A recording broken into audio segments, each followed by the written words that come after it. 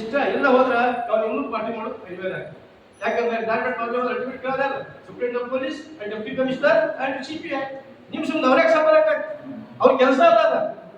So ಇದು ಆಗ್ತಾ ಇದೆ. ಸೊ ದಯವಿಟ್ಟು ಇನ್ನು ಅರ್ಣವರ್ಧಕರು ಅಜ್ಜ ಮಗ ಮೊಮ್ಮಕ್ 4 ಸರ್ಟಿಫಿಕೇಟ್ ಕೊಟ್ಟಾರೆ.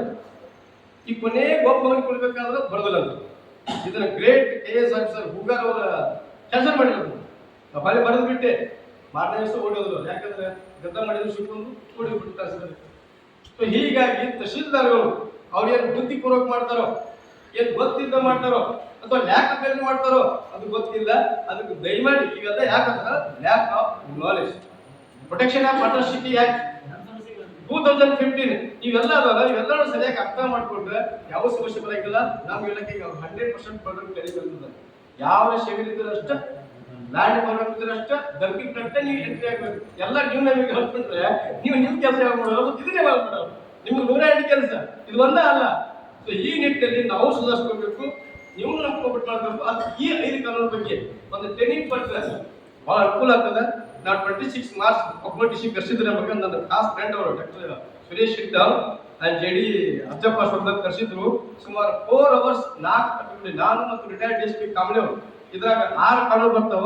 6 ಕಾನೂನು ಬಗ್ಗೆ ಟ್ರೈನಿಂಗ್ ಕೊಟ್ಟಿವಿ. ಮುಂಜಾನೆ 10ರಿಂದ ಸಂಜೆ 5 ಎಲ್ಲ ಡಿಸ್ಟ್ರಿಕ್ಟ್ ಆಫೀಸರ್ಸ್ ಕಂಪಲ್ಸರಿ ಅಟೆಂಡೆನ್ಸ್. ಸುಮಾರು 52 ಜನ ಆಫೀಸರ್ಸ್ ಇದ್ರು. ನೀಟಾಗಿ 6 ಕಾನೂನು ಕೊಟ್ಟಿವಿ.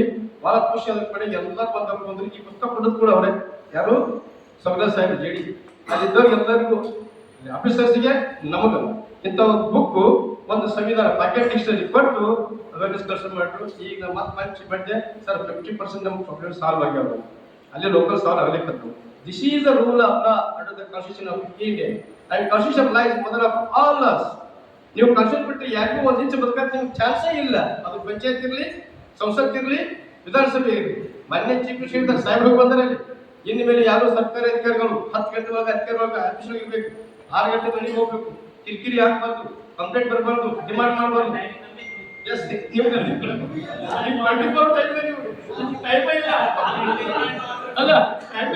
24 hours ಯಾವಾಗ ಇನ್ಫಾರ್ಮ್ ಹಾಕಿ ನೀವು.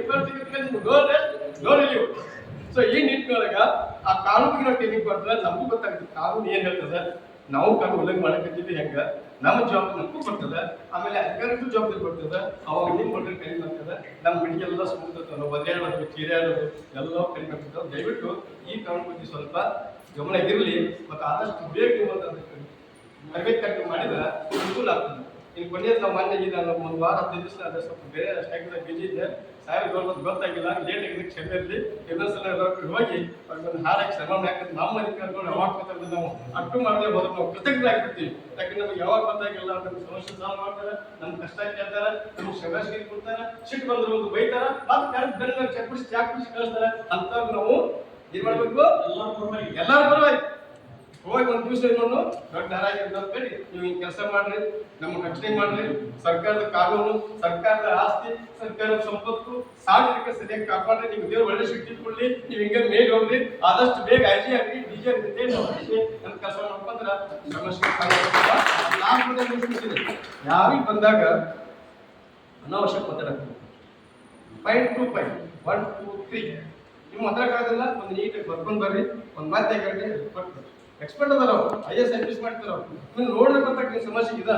ಅದು ನಾವು ಮಾಡ್ತೀವಿ ಮ್ಯಾಕ್ಸಿಕ್ ಎದ್ವಾ ತದ್ವಾ ಜನ ಇವ್ರಿಗೆ ಅವ್ರು ಅವ್ರ ವಿలుವಾಗಿ ನಾವು ಬಂದು ನೀವು ಬಂದ ಬೆತ್ತ ಹಿಡಿಸಿ ಯಾಕೆ ಕೇಳಿದ್ರೆ ಇವ್ ಮನೆಯಾಗ ಆಗ್ಬೋದ್ರಿ. ಅಡ್ಡಿ ಇರ್ತಾವ. ಹುಡುಗರು ಭಾಳ ನೇಸ್ ಅದಾರ, ಸಮಸ್ಯೆ ತಿಳ್ಕೊತಾರ, ನಮಗೂ ಗೌರವ ಕೊಡ್ತಾರ. ಅವರು ಗೌರವಿಸ್ತಕ್ಕಂಥ ವಾತಾವರಣ ನಿರ್ಮಾಣ ಆಗಬೇಕು ಅನ್ನೋದೇ ನನ್ನ ಉದ್ದೇಶ. ಯಾಕೆ ನಾನು ಹಾರ್ಡ್ಕೋರ್ ಅಂಬೇಡ್ಕರ್ ಲಾಸ್ಟ್ ಮಾತೇ ಮುಗಿಸ್ಬಿಡ್ತೀನಿ ಸರ್. ಇಡೀ ಇಂಡಿಯಾದ 3 ರೌಂಡ್ ಹಾಕಿದ್ದೀನಿ ನಾನು. ನಂದು ಒಂದು ಇಂಟೈತಿ 700 ಜನ MBBS 7 ಜನ ಆಲ್ ಓವರ್ ಇಂಡಿಯಾ ಎಲ್ಲ ನೆಟ್ವರ್ಕ್ ಬರ್ತೇನೆ. ಆಮೇಲೆ ಯಾವುದು ವಿದೌಟ್ ಬೇಸ್, ವಿದೌಟ್ ಆಕ್ಟ್ ಸುಮ್ಮನೆ ಬೇಗ ಮಾತಾಡೋದು, ಅನ್ನೆಸರಿ ಅಲಿಗೇಷನ್ ಮಾಡೋದು, ಮುಖಸ್ತುತಿ ಮಾಡೋದು, ಅದು ಗೌರ್ಮೆಂಟ್ ಖಂಡಿತ ಮಾಡೋದು. ನಂಬರ್ ತಪ್ಪಿದೆ ಸರ್, ತಪ್ಪಾಗಿದೆ.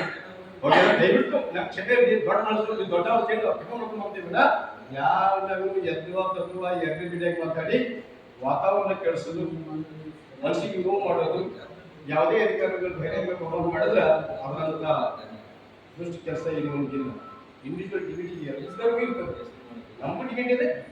ಆ ನಿಟ್ಟಿನಾಗ ನಾವು ಸ್ವಲ್ಪ ಚಂದಾಗಿ ಮುಂದೆ ಬರೋದು ಹೆಂಗೆ ಬರ್ಕೊಂಡು ಬರ್ರಿ, ಚಂದಂಗೆ ಹೇಳ್ರಿ, ಮಾಡುವಂತ ಮಾತು ಹೇಳಿ ಮಾತಿಗೆ ಅವಕಾಶ ಕೊಟ್ಟು ಎಲ್ಲ ಮಾತು ನಮಗೆ ಮತ್ತು ಅವಕಾಶ ಕೊಟ್ಟು ಎಲ್ಲ ಹೊಂದಿಸಿ ಮಾತು ಮುಗಿಸ್ತೀನಿ. ಜೈ ಭೀಮ್, ಜೈ ಭಾರತ್.